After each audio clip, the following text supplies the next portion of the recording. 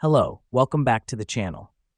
Today we're diving straight into how to track sales and lead generation in Airtable, your complete guide for 2025. First off, you'll need to create a base in Airtable. Consider this as your central hub for managing your sales and leads. The reason we do this is to have a single platform to track and analyze all your sales and lead generation activity.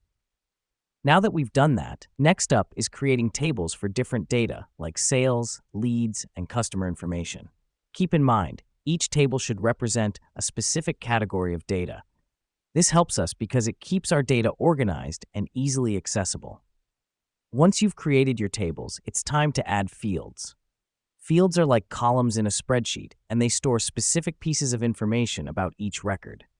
For instance, in the leads table, you can have fields for name, contact info, lead source, and status. The reason we do this is to capture all the necessary details about each lead. With the fields set, it's time to input data into your tables. You can manually input data or import it from other sources. Remember, accurate data entry is critical because it affects the quality of your tracking and analysis. Now here's what's happening behind the scenes. Each time you add a new sale or lead, Airtable updates your records in real time. Let me explain why this matters. You have a dynamic, up-to-date view of your sales and lead generation efforts at your fingertips. Having done that, the next step is to use Airtable's powerful view options. You can create different views like grid view, calendar view, or Kanban view to visualize your data in various formats.